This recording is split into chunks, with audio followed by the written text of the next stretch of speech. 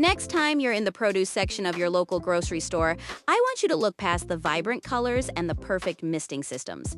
It looks like absolute abundance, right?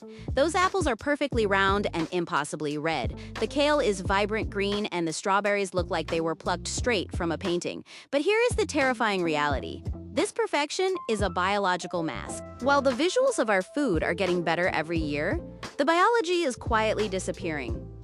We're currently seeing a nutrient density decline of between 15 and 38% across the board for most common produce. You're looking at an orange with less vitamin C than the one your grandmother ate in the 1950s, and a steak with significantly fewer minerals than what was standard just 2 generations ago. It's what scientists call biologically hollow food. We've optimized for shelf appeal and volume while sacrificing the very chemistry that keeps us functional. And this isn't just a health tip for your next smoothie. It's a massive, invisible economic leak. We are currently losing between $6.3 trillion and $10.6 trillion annually in global ecosystem services, the free work that nature does to keep the world running. Even at the low end, that number should make your head spin. We've built a global food system that prioritizes volume over actual value, and as a result, we are essentially paying more for less every single day. Let that sink in for a second. We're surrounded by a shiny, colorful illusion of wealth while the actual foundation, the nutrients that keep our brains and bodies operational, is being liquidated for short-term profit. If our food is becoming less nutritious, why are we paying more for it than ever before? The system is breaking under its own weight, and the ground itself is starting to revolt. Let's talk about the real problem beneath our feet. The core of the problem is that the soil beneath our feet is functionally exhausted. It's not just tired, it's functionally broke. For decades, we've treated the earth like an infinite ATM, but we've stopped making any meaningful deposits. We call this biological debt, and the global bill has now reached a staggering $20.4 trillion. That is the estimated cumulative value of the essential topsoil nutrients, the nitrogen, phosphorus, and organic carbon, that we have stripped away through industrial monocropping without any plan for replenishment. To hide this exhaustion and keep the machine running, we've become hopelessly addicted to synthetic NPK, nitrogen, phosphorus, and potassium. It's like giving the soil a massive, continuous hit of caffeine and sugar just to get it through the day. But here is where it gets strange. The hits are getting more expensive, and the effect is wearing off. We are killing the microbial web, the bacteria and fungi that do the work for free, just to maintain a chemical facade of growth. We've hit what economists call the yield wall paradox. In the American Midwest and Western Europe, wheat and corn yields have largely plateaued despite our best efforts. We are throwing more technology, more synthetic chemicals, and more money at the dirt than at any point in history, but the output isn't budging. Meanwhile, the price of phosphate fertilizer has jumped 17% in just 3 years, reaching over $685 per ton. We're in a cycle where we require exponentially more expensive chemical inputs just to maintain a flat yield. The soil can no longer breathe or fix nitrogen on its own because we've decimated the microbial life that makes life possible. It's a balance sheet where the expenses are skyrocketing and the underlying assets are crumbling. When the math of the land stops working, the people who own the ground start getting very, very nervous. We have turned living ecosystems into sterile, compacted dirt that serves only as a physical anchor for expensive chemical IV drips. So if the traditional industrial model is failing, where is the smart money going? This is the part that most people completely miss. While average farmers are trapped in a brutal debt cycle buying more chemicals, private equity firms are quietly vacuuming up clean acreage at a record pace. We've seen a 28% growth in farmland assets under management, now totaling a massive $162 billion. They aren't just buying land, they're buying what they call biological alpha. They're hunting for soil with healthy microbial profiles, the kind of land that doesn't need a chemical IV drip to survive a dry season. They see soil health as the ultimate hard asset hedge against currency debasement and a failing industrial food system. In a world of rising input costs, the ability to grow food with minimal external chemicals is the ultimate strategic advantage. They aren't betting on the next magic pesticide.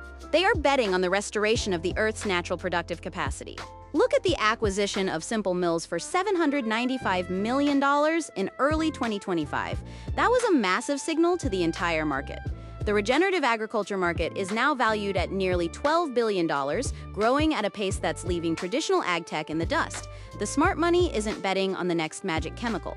They're betting on the restoration of the Earth itself. They're positioning themselves to own the solution to a crisis they can see coming from a mile away.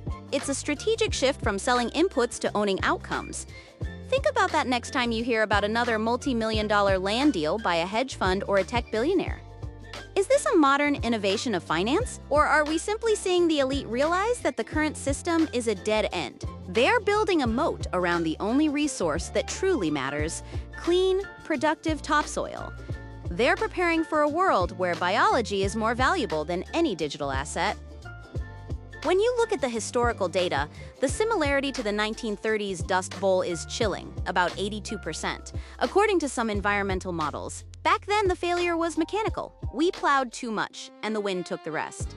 Today, the failure is chemical and biological. It is an invisible dust bowl. You can't see the microbes dying from your kitchen window, but the result is exactly the same.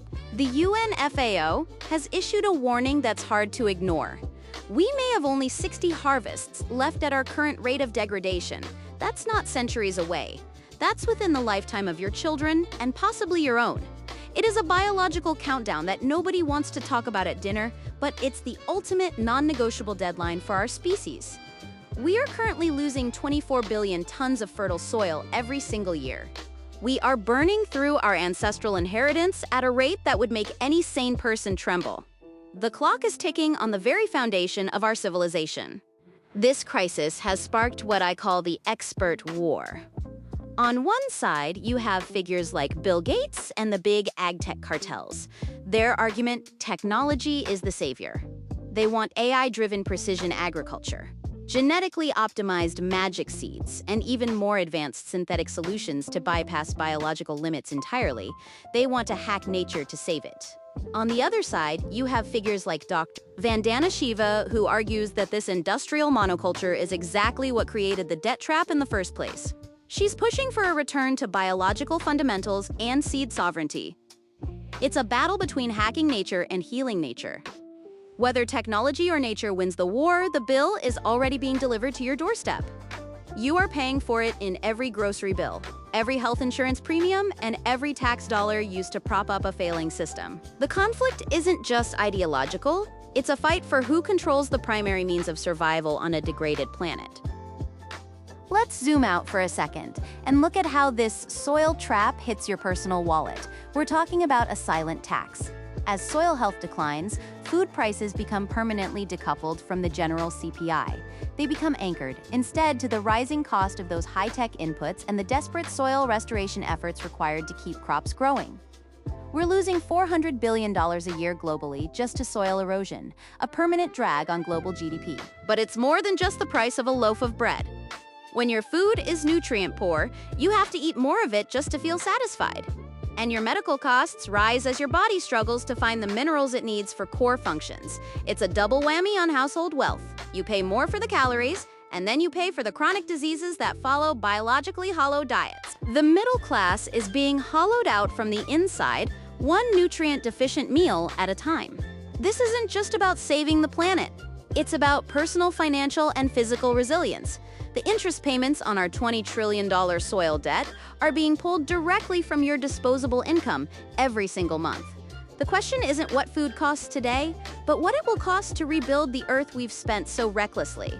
We've spent our biological capital to inflate our short-term lifestyle, and now the margin call is finally here. Real wealth isn't found in the gold in your vault or the digits in your bank account, but in the 6 inches of topsoil that stands between us and the end of civilization as we know it. Something to think about the next time you're standing in that beautiful, shiny produce aisle, looking at the perfect hollow fruit of a broken system. We need to redefine wealth before the ground completely gives out beneath us. The margin call on our biological inheritance has arrived, and it's time to decide if we're going to pay it or go bankrupt. I'm out for today. See you tomorrow.